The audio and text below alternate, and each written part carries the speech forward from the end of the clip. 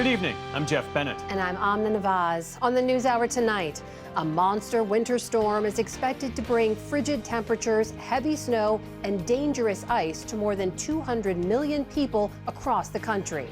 Images of a 5-year-old boy being detained by ICE in Minnesota trigger outrage. We speak to his school superintendent. There are very many ICE agents right now in our community. They are driving around our schools, circling our schools. They are at our bus stops, following our buses. And TikTok's parent company finalizes a deal to avoid a ban that would affect millions of users in the United States.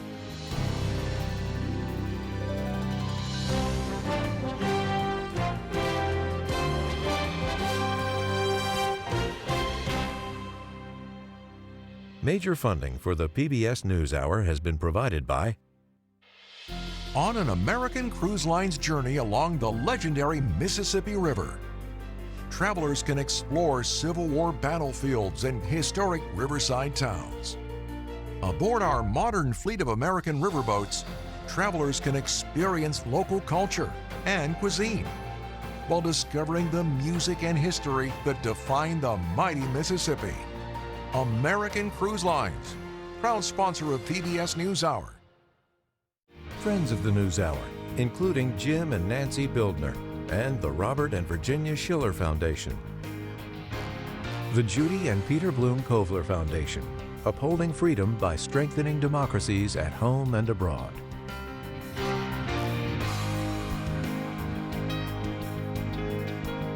And with the ongoing support of these individuals and institutions.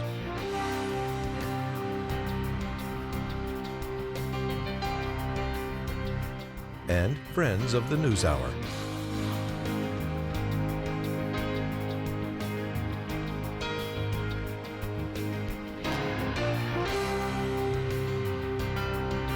This program was made possible by the contributions to your PBS station from viewers like you. Thank you.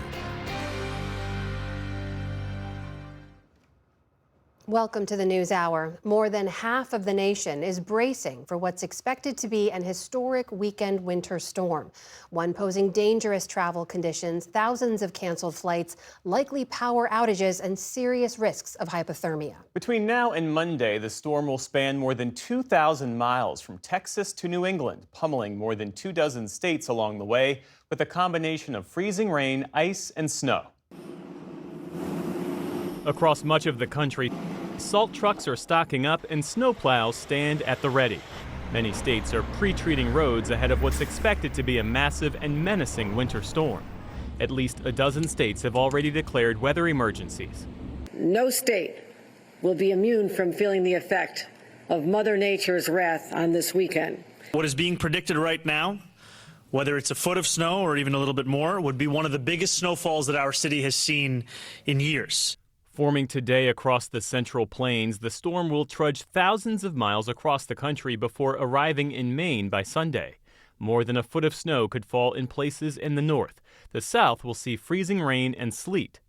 Almost 180 million Americans are under winter watches and warnings. And it'll be a significant snow. The chief meteorologist for AccuWeather. There are many communities that are not typically used to dealing with this magnitude of snow and ice that are going to be having to contend with that. Setting the stage, Arctic air that is pushing even farther south, putting more than 200 million Americans under alerts for extreme cold. With wind chill tonight, it will feel below zero everywhere from the Texas Panhandle to the Midwest and New England. You better bundle up. You'll be experiencing minus 40 to minus 50 degree wind chills. Much of the country will stay below freezing well into next week, meaning the snow and ice will not melt. That could strain electric grids and lead to widespread power outages. The storm is also expected to paralyze travel. Nearly 2,000 flights across the country were either delayed or canceled today in advance of the storm. And officials warned people to avoid driving. I am asking all Virginians to stay off the roads as of Saturday night, all day Sunday, through Monday morning. This will allow not only for the safety and security of our neighbors, but it will allow for faster clearing of roads. Preparing to hunker down, many people have already stocked up on food and supplies. Others finding store shelves empty. We may be a little bit early, but we're trying to beat the crowd, yes. And I used to live in Florida. We used to do that all the time for hurricane season, so it's not so different. Hoping for the best, but preparing for the worst. Schools from Chicago to Houston canceled classes today, and many school districts across the country are preparing for snow days or remote learning next week. In the day's other headlines, British Prime Minister Keir Starmer is calling President Trump's comments about NATO troops serving in Afghanistan insulting and appalling. During an interview on the sidelines of the Davos World Economic Forum yesterday, Trump said of NATO member nations, quote, "They'll say they sent some troops to Afghanistan. They stayed a little back, a little off the front lines." Speaking today, Starmer pointed out that more than 150,000 British troops served in Afghanistan in the years after the U.S.-led invasion in 2001, and more than 450 died. If I had misspoken in that way or said those words, I would certainly apologise. And I'm not surprised they've caused such hurt to the loved ones of those who were killed or injured. Meantime, in another fallout from Davos, President Trump has withdrawn his invitation to Canada's Prime Minister Mark Carney to join his Board of Peace. That comes after Carney delivered a stark speech in Switzerland in which he warned about what he called the rupture in the world order. He called on so-called middle powers like Canada to band together to adapt to the new global reality. In Abu Dhabi, diplomats from Ukraine, Russia, and the U.S. met today for talks on ending the nearly 4-year war in Ukraine. The gathering was the first time on record that officials from the Trump administration have sat down with both countries at once. Ukrainian President Volodymyr Zelensky says the future of Ukraine's eastern Donbas region will be key to any success in the talks. Russian leader Vladimir Putin has called on Kyiv to withdraw its troops from such areas. The White House described today's talks as productive and said conversations would continue into the weekend. The FBI says it has arrested Ryan Wedding, a former Olympic snowboarder and alleged drug kingpin. Officials say the 44-year-old oversaw a multinational cocaine operation running from Colombia through Mexico and into the U.S. and Canada. They say he also orchestrated a number of witness killings to keep it going. Wedding was one of the FBI's 10 most wanted fugitives, a far cry from his former life as a snowboarder representing his native Canada in the 2002 Winter Olympics. Today, FBI Director Kash Patel said Wedding was apprehended in Mexico last night, where he'd been hiding for the past decade. He is a modern-day El Chapo. He is a modern-day Pablo Escobar. And he thought he could evade justice. And here we are today, bringing him to justice for trafficking hundreds of kilos of cocaine and also for the murder of innocent civilians. Canadian police say Wedding also faces separate drug trafficking charges there that date back to 2015. Vice President J.D. Vance rallied anti-abortion activists in Washington, D.C. today as part of the annual March for Life. We have made tremendous strides over the last year, and we're going to continue to make strides over the next 3 years to come. Vance cited the expansion of a ban on funding for U.S. foreign aid groups that support abortion services, and he emphasized the importance of boosting the nation's birth rates, just days after he and wife Usha announced they're expecting their 4th child. The event also included a video address from President Trump, followed by the march itself. The mood was largely upbeat, though some activists have called for the administration to do more to crack down on abortion pills like mifepristone. The city of Philadelphia is suing the Trump administration over the removal of a slavery exhibit at the Independence National Historical Park. Yesterday, National Park Service crews removed display panels from the president's house, where George Washington once lived, that commemorated people enslaved there by his family. The Interior Department cited President Trump's executive order aimed at, quote, restoring truth and sanity to American history. Today, handmade signs covered the space where the panels hung with messages that read, "Learn all history," and "History is real." On Wall Street today, stocks ended mixed after a week dominated by talk of tariffs. The Dow Jones Industrial Average lost nearly 300 points on the day. The Nasdaq managed a gain of about 65 points. The S&P 500 added just 2 points, so basically flat.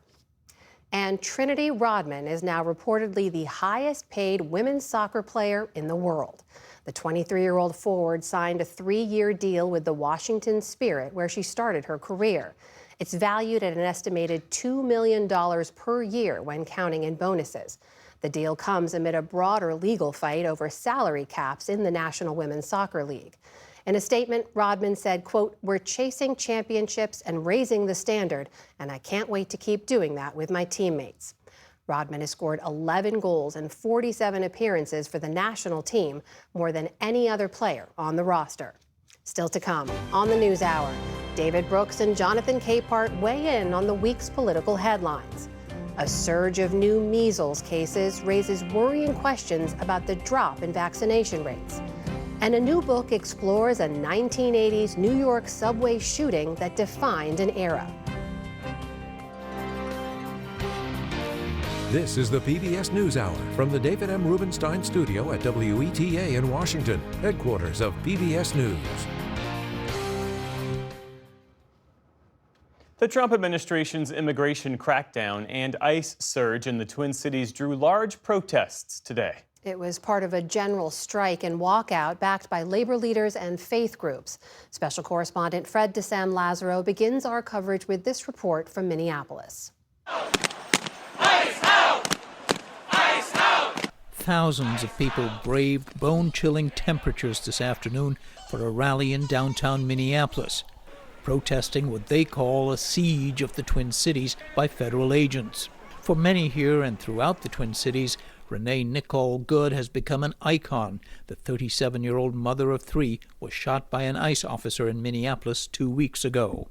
Her image now appears widely throughout the Twin Cities. Annie Rose co-owns The Lost Fox, a downtown St. Paul cafe that's a quiet refuge from all the tension outside. Renee Good is the face of it. It's a face that people can feel comfortable with. She's a woman, she was a mother, she was white, and it's something that we can come back to and say, oh, they came for my neighbors and then they came for me. Well, that is something that we can all resonate with. Today she closed the place, even though it's tough to lose a Friday evening's revenue in the slowest month of the year, she says. It's already hard out here. Every January I take out a no-interest credit card to make sure I can make payroll. This year I'm going to probably have to pay interest on that credit card. Across the metro area, hundreds of small businesses, especially restaurants, heeded a call to observe a general strike, many in sympathy with immigrant-owned shops where business has plummeted sharply amid fears of ICE patrols. Schools in the area also closed today. Labor unions led the call for the general strike, but the decision was made easier by today's life-threatening low temperatures. Still, Annie Rose said she felt compelled to brace them. It's all fear-based. You're afraid to go to rallies, whether it's cold, you're afraid to go to rallies because you don't want to be shot. You're afraid to stand up for things because of fear. And how can you live your life if you're constantly in fear? It's important to show my kids that, no, you can stand up for what you believe in. Protesters marched about a mile through downtown Minneapolis to the indoor basketball arena. The DHS gave no signs today of easing up on its surge on the Twin Cities in the days ahead. On Thursday, Border Patrol Chief Greg Bovino was asked if there's a number of arrests agents were targeting. There is a number, and it's called all of them. DHS Secretary Kristi Noem said 10,000, quote, criminal illegal aliens have been arrested here, a sharp spike from the start of the week when the agency put the figure at 3,000. But the department has released details of far fewer cases, which it calls the worst of the worst. All this comes at a time of rising public scrutiny. ICE officers detained a 5-year-old boy on Tuesday during an immigration enforcement operation. At a press conference today, Marcos Charles, the head of ICE's deportation branch, said the boy was being cared for. We do everything in our power not to separate families.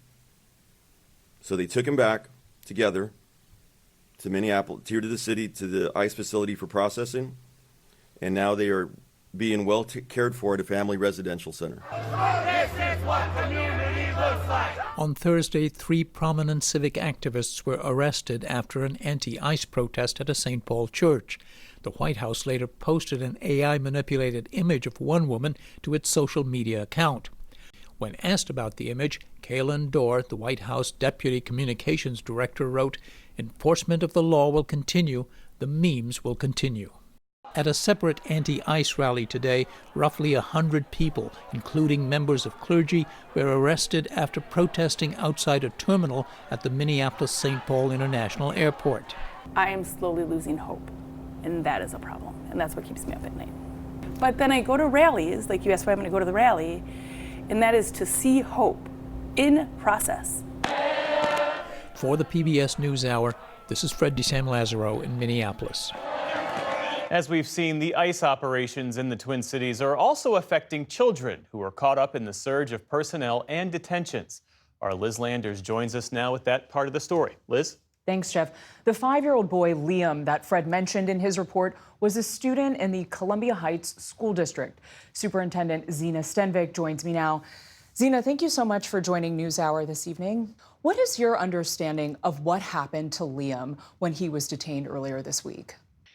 My understanding is that there were bystanders, community members, school officials, and another adult who actually lives in the home asking to keep Liam, that they would take Liam, that they would take care of him and get him safely to family members, and that that didn't happen. They weren't allowed to do that. And instead, he was pretty quickly, within hours, flown to Texas to a detention center. The Homeland Security Department is giving a different version of what happened when he was detained. A spokeswoman claims that Liam was abandoned by his family and his mother refused to take custody of him when agents knocked on the door. Here's Customs and Border Patrol official Greg Bovino when he was asked about this specific case earlier today. Some of you had questions on the 5-year-old yesterday. That 5-year-old remains with his family. We say again, remains with his family. We know that. That false media narrative that was pushed out yesterday was, well, it was false. It remains with his family.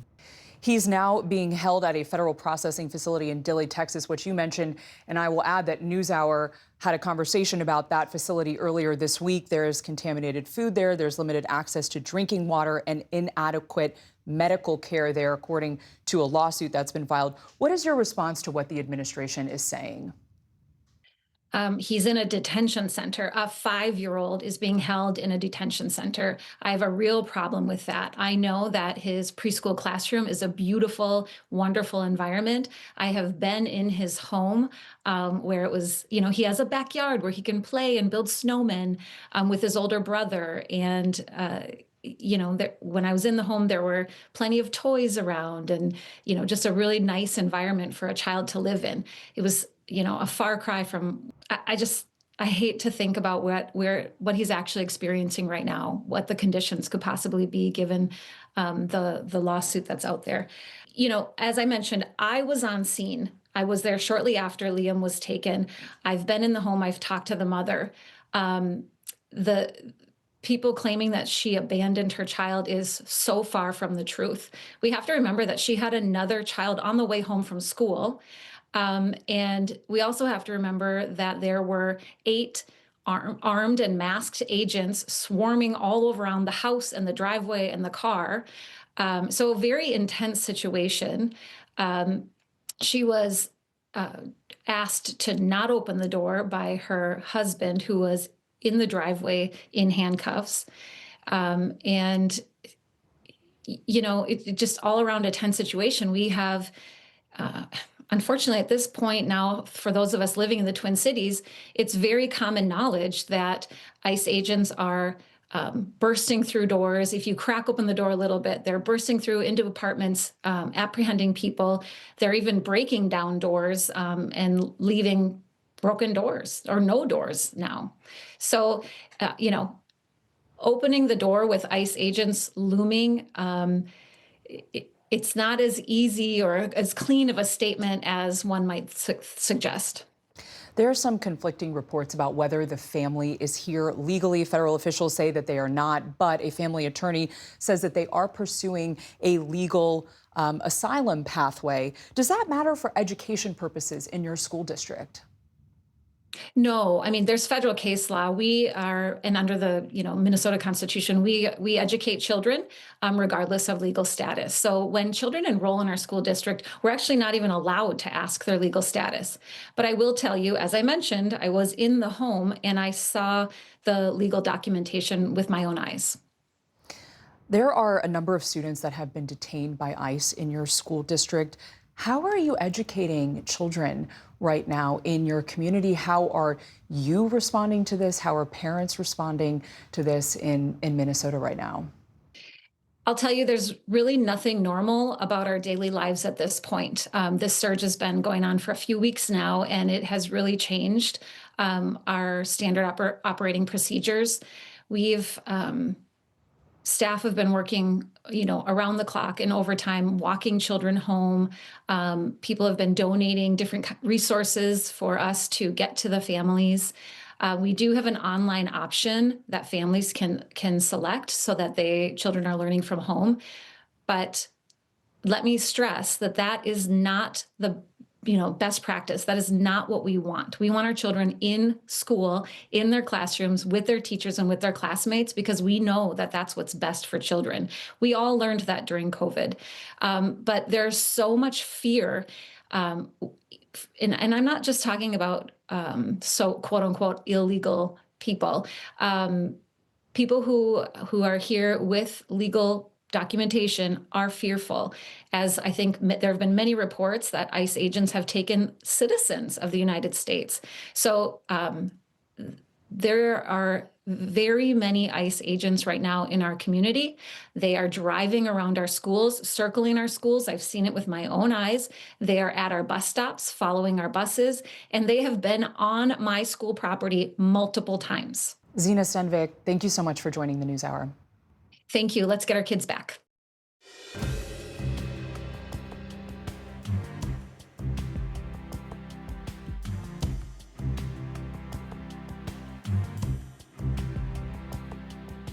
TikTok has closed a deal to keep the wildly popular video sharing app used by more than 1 billion people worldwide available in the U.S.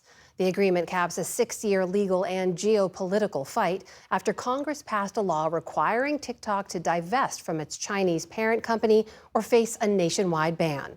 The Trump administration says the deal protects American users from potential Chinese influence. But as Nick Schifrin reports, many national security experts argue it falls short. I'm going to save TikTok.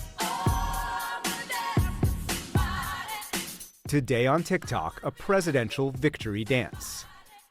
L is for the way you look at me.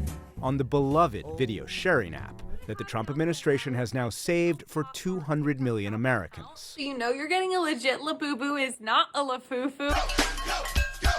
TikTok's viral sensations have combined access to music with editing tricks made easy to create a social media monster. I have a warm spot in my heart for TikTok.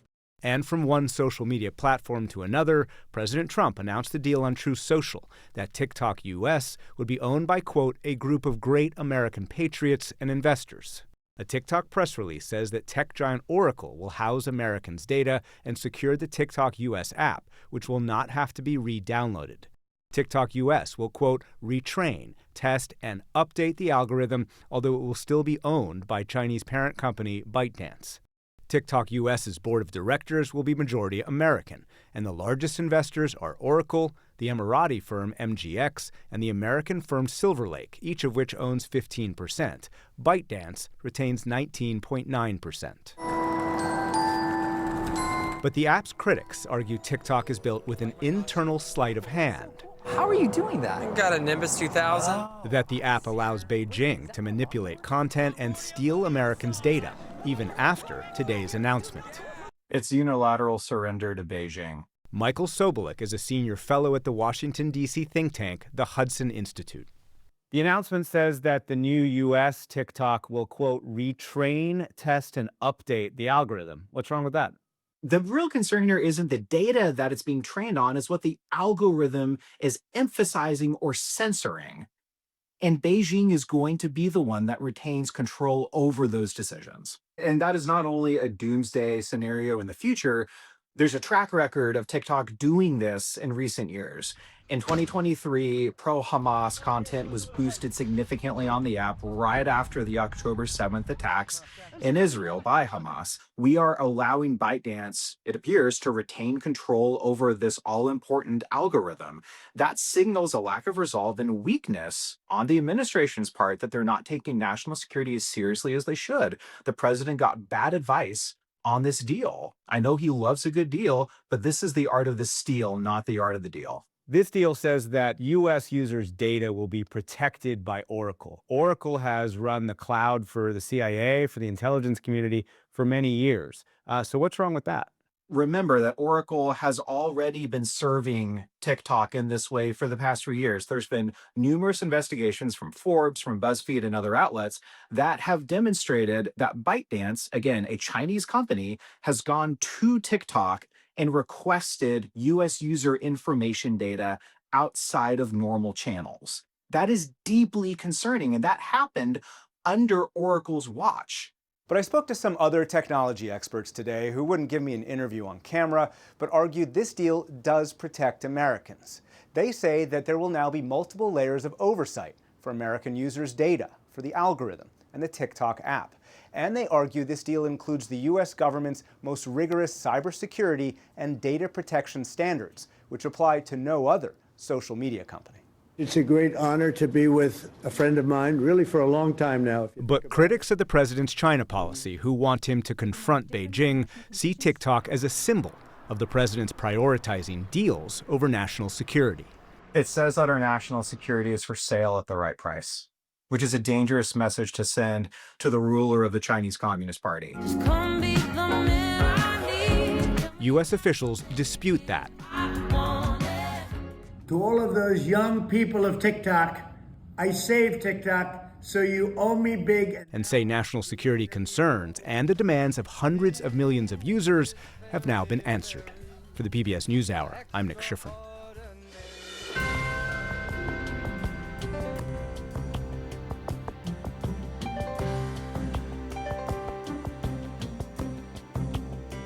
President Trump's remarks in Davos, Switzerland this week forced Western leaders to reevaluate their relationship with the U.S. That's as tensions escalated here at home over the ongoing immigration enforcement operations in Minnesota.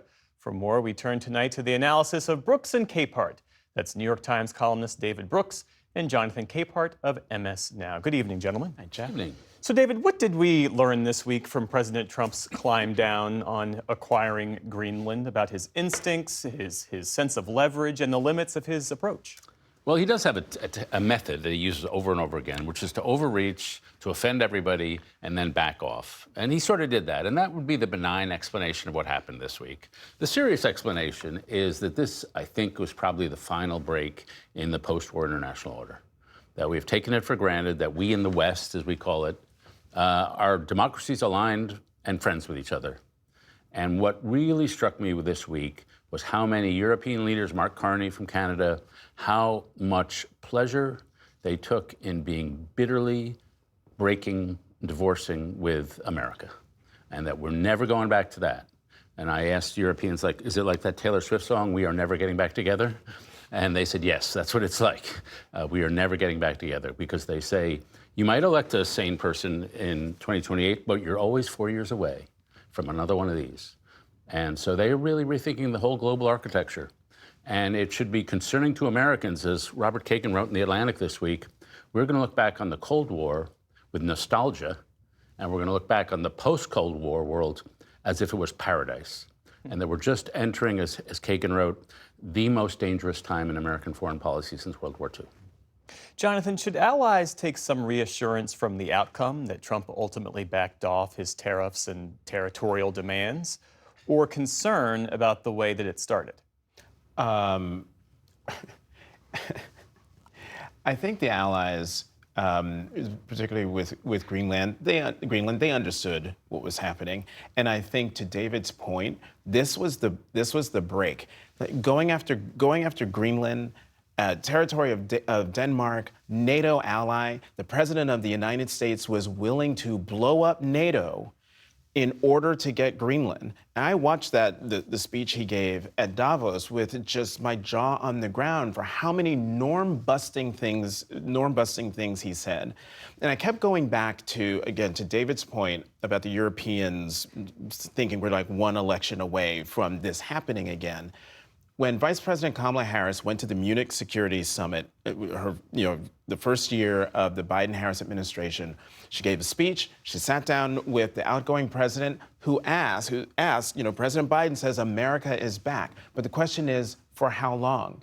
Europeans have been wary of the United States since the first term of Donald Trump. And I think the speech by Canadian Prime Minister Mark Carney, to me, was the rhetorical break. Because what I heard from him in style and language was all the things we're used to hearing from an American president, setting the table for what it means to be a global collective unit that is as much about security as it is about mutual prosperity. And it was the Canadian Prime Minister who stood up for that, only to be threatened the next day by the President of the United States for saying those exact words. You mentioned Mark Carney, Canada's Prime Minister. Here he is in his own words.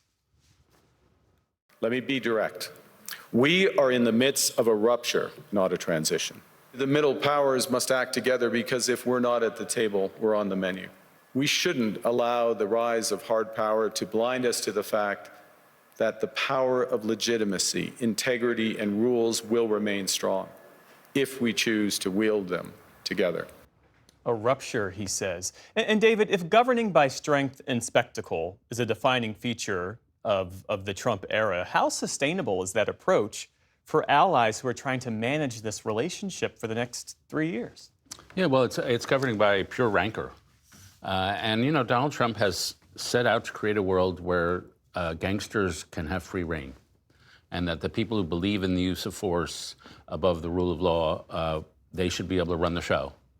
And what's perverse about it is that he seems to have gone back to some sphere of influence idea from the 19th century, giving Russia that region, giving China that region, as long as we get to control our region. And this is simply, it's just an illusion to think you can take this approach and it won't lead to bloodshed. We've already seen since 2013, I think I mentioned this in the show some weeks before, that the number of people who died in war deaths from 1990 to 2013 was like 15,000 a year. After 2013, it surges to over 100,000 people a year. So we're always seeing a massive ramp up in bloodshed. And then when you get to where it's gangster versus gangster, we can expect that to continue or to exacerbate. Well, while at Davos, the president launched what he's calling the Board of Peace, and the board's official mandate was to help oversee the Gaza Strip under an Israel-Hamas ceasefire deal brokered by the Trump administration last year, though the president has hinted at broader ambitions here. It's not exactly clear how this will all operate. And Jonathan, some allies worry that this board could undermine the UN. But could the opposite be true? Could this board, could the reason the board exists, could that be because the UN has struggled to adapt to modern conflicts and geopolitical realities? Maybe. Sure, a board of peace on paper sounds great. But who's on this board? And who created it? And who is going to be the person who can be the president of this board of peace long after he's no longer president of the United States? Donald Trump. You were just showing a moment ago, I believe it was the family photo of the people who were there on the board of peace.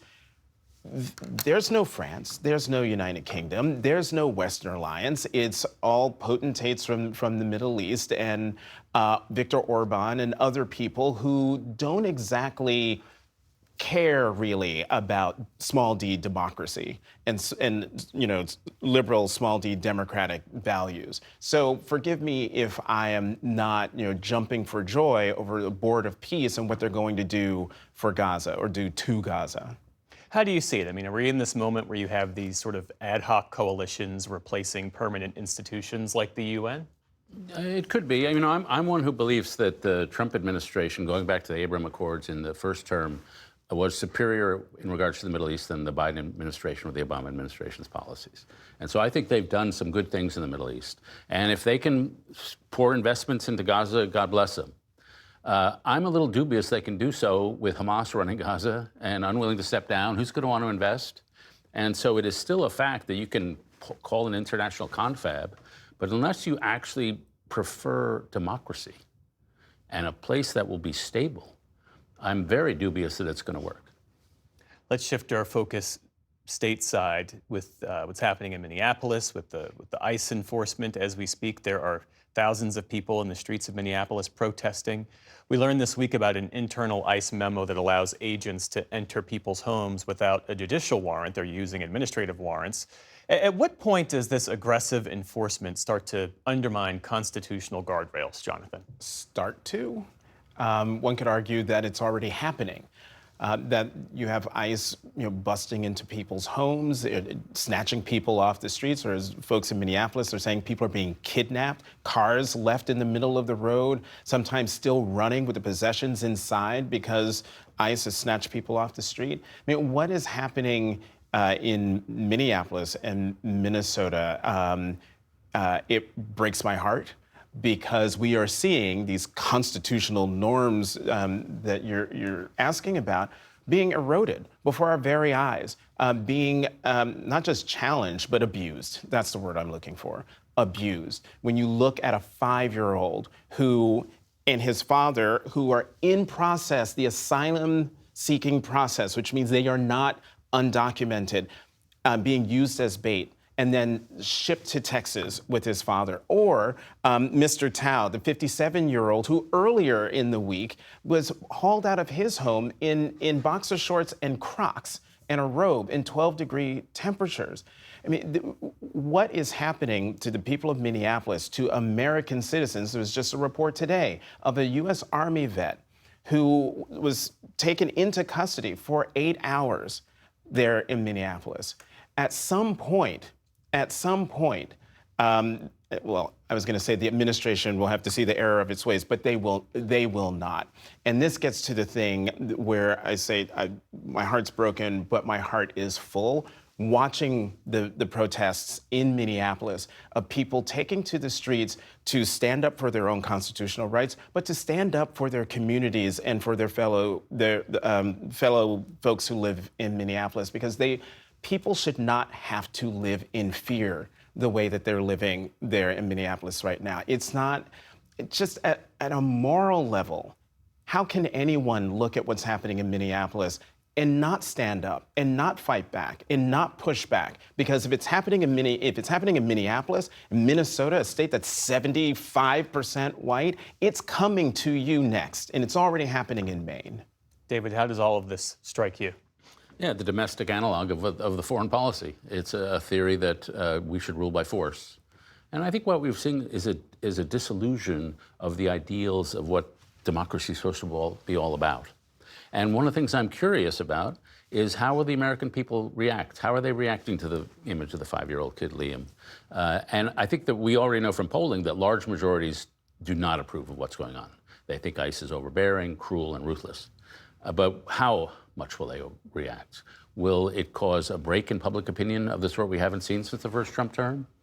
Maybe. You have to remember, I remember when I first started the conservative movement, there was a strong libertarian presence. And the single greatest thing they were talking about over and over again was federal troops violating due process rights, First Amendment rights, Bill of Rights. And this is exactly what's happening under the Republican Party. So there still is a libertarian element within the Republican Party. Are they going to say, what the heck? I did not sign up for this. And we'll see if that happens. But this is one of those issues, if there's ever going to be a break on the Trump coalition, I would think this would touch a chord. David Brooks and Jonathan Capehart, thanks to you both as always. Thanks, John.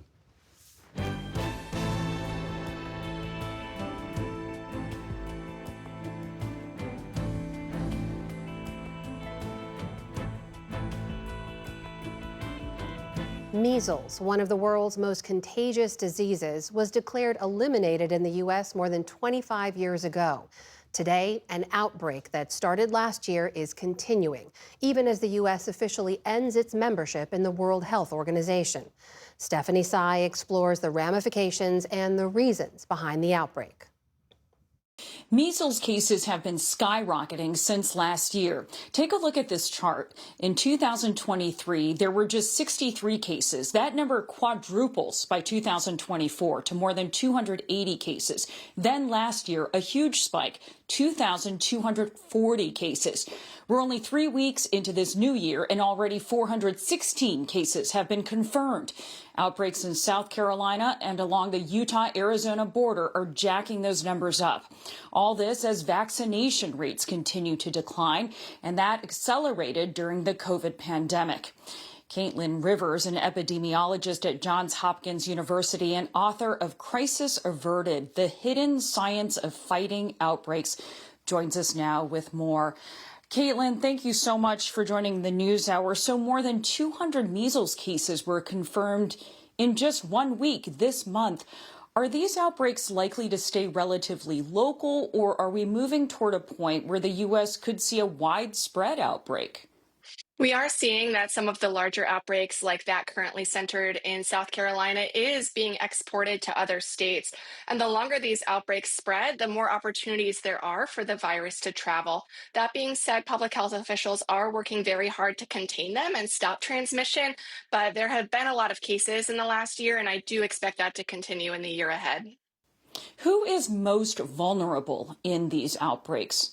People who are unvaccinated are by far the most vulnerable. Around 94% of cases found last year were in people who are unvaccinated. And so the strongest protection to prevent infection is that MMR vaccine. We've been hearing from parents of babies who are getting measles. They are those that may not be vaccinated yet, or the vaccine may not have taken full effect yet. And then there's the question of the elderly and whether they should be getting vaccine boosters at this point. What do you think? It's true that infants who are too young to be vaccinated, people who are immunocompromised, they're going to be at higher risk. And that's why it's so important that we as a community take all of the steps that we can to prevent transmission, because stopping transmission overall is the best way to protect those people. Now, older adults is a little bit of a different story. A few decades ago, it was the policy that people would only get one MMR vaccine. That provides about 94% protection from infection. That that second dose, brings up the level of protection to closer to 97, 98%.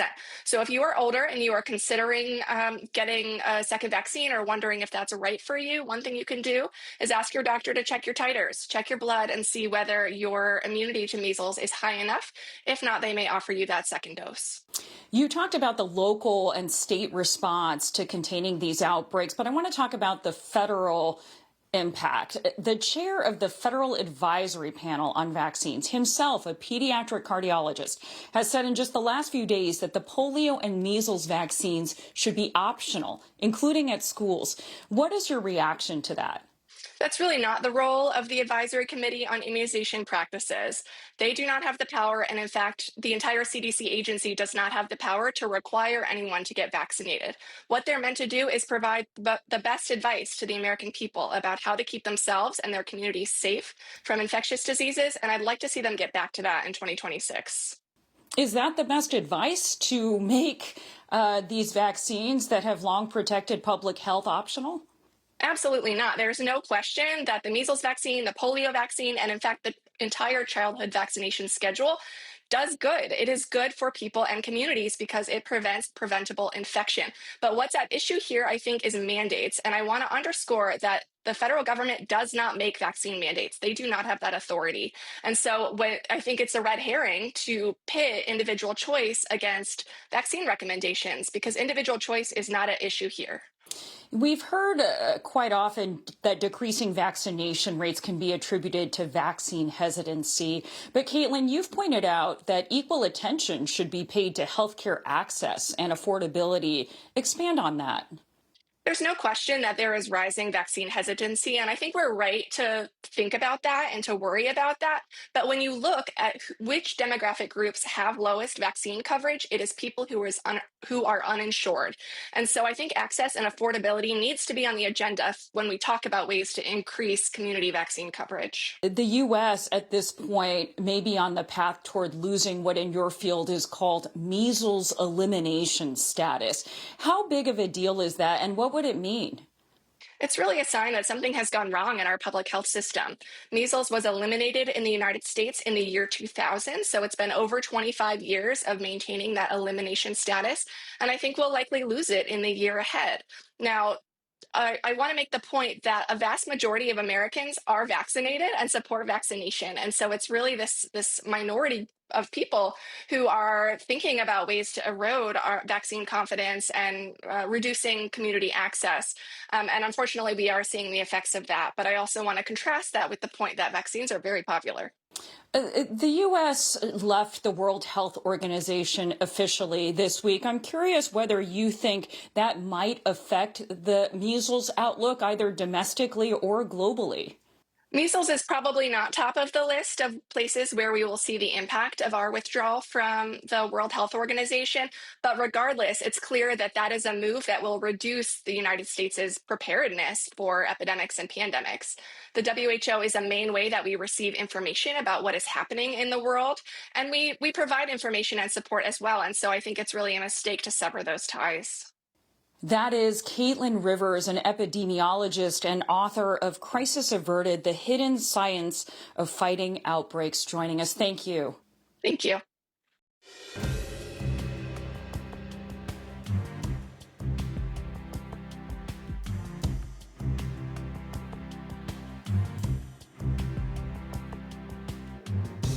In 1984, a shooting on a New York City subway thrust Bernard Goetz into the center of the national spotlight.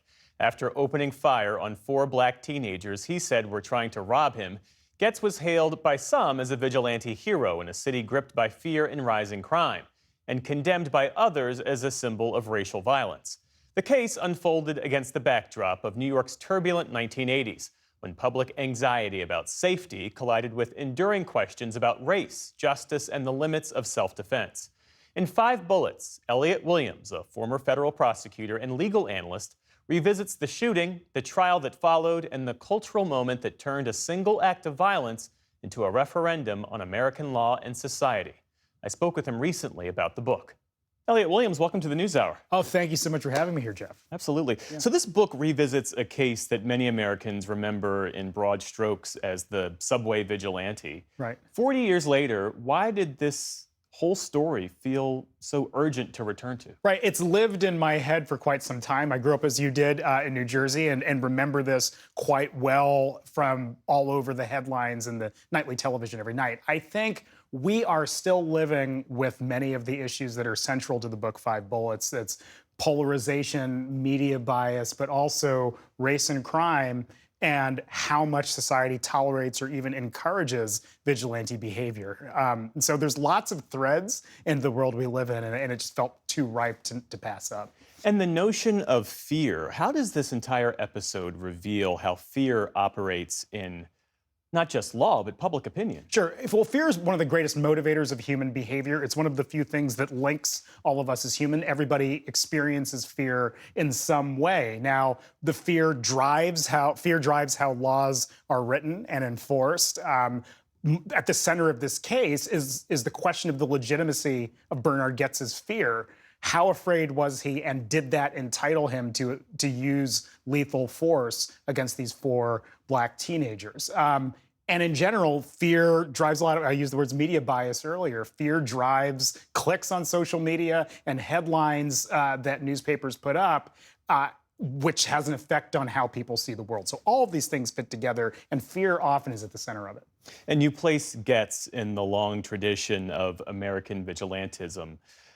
Why does this idea of the armed citizen taking matters into his own hands, why does this loom so large in the American imagination? Right. So going back to the country's founding, the idea of individual defense or self-defense or public defense has been really part of what makes America, whether folks want to agree with that or not. It's enshrined in the Constitution. The country won its independence after a very vicious civil war, and violence, oddly and perhaps at times tragically, is who we are as Americans. Now, there's a long tradition of Americans almost making a fantasy or fetish out of vigilantes, from films like Death Wish, which really Bernard gets called the Death Wish vigilante by the New York Post, and that becomes his nickname, to the way that society lifts up men, usually white men, who engage in vigilante behavior. Kyle Rittenhouse was more of a celebrity than many people at the time on account of engaging in behavior that one could quite confidently call vigilante behavior, stepping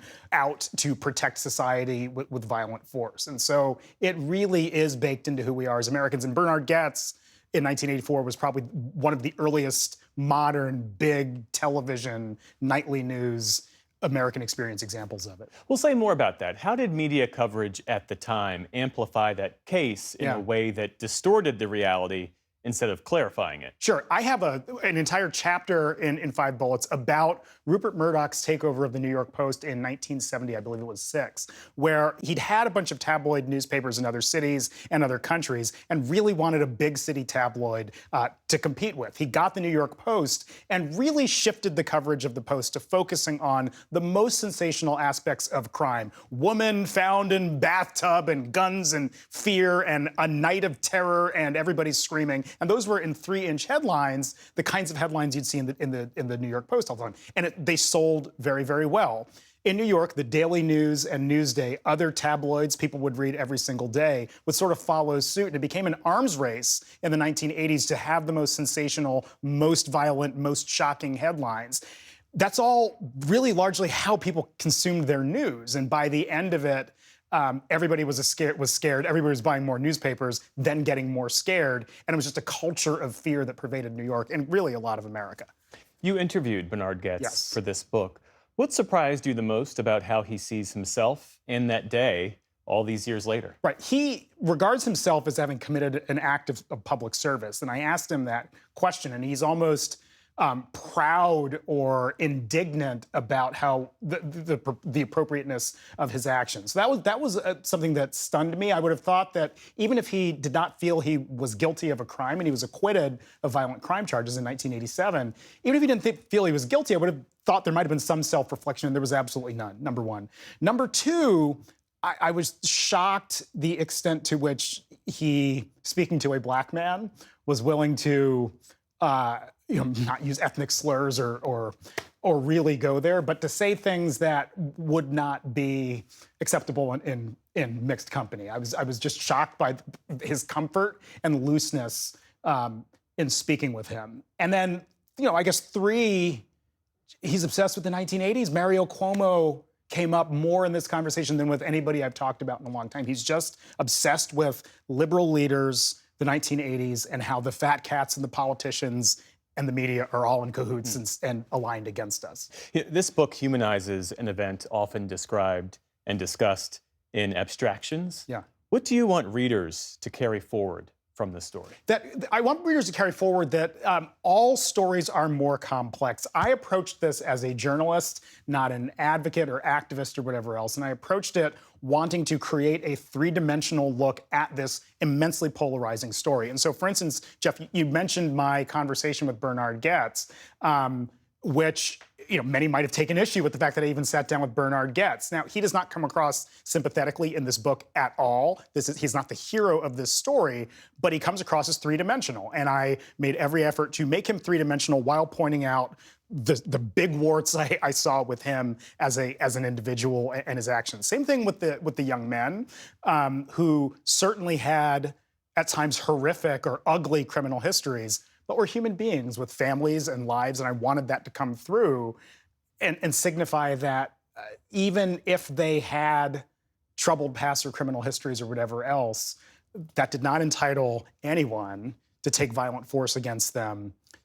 under nebulous circumstances or confusing circumstances. So everything is just more complex than we remember it to be when we were young. 5 Bullets, the story of Bernie Goetz, New York's explosive 80s, and the subway vigilante trial that divided the nation. Elliot Williams, great to speak with you. Thanks for being here. Always great to talk to you, Jeff. Thanks.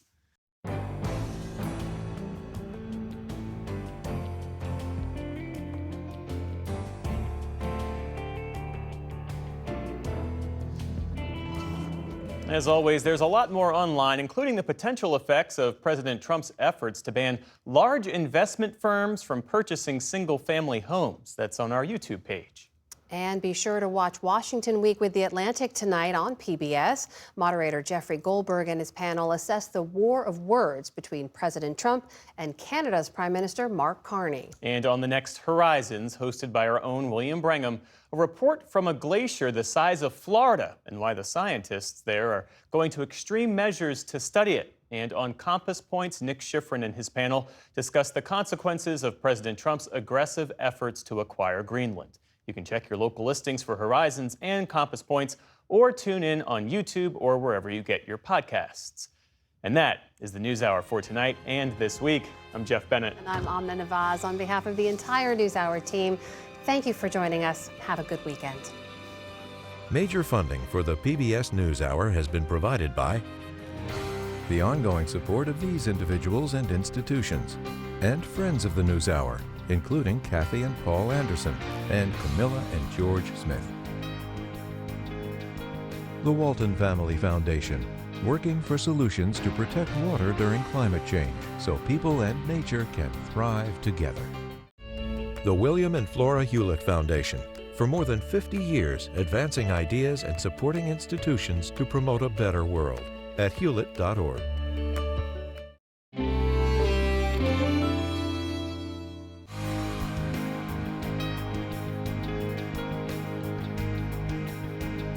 And with the ongoing support of these individuals and institutions.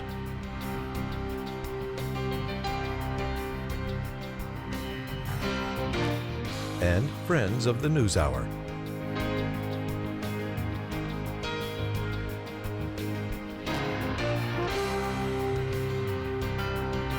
This program was made possible by the contributions to your PBS station from viewers like you. Thank you.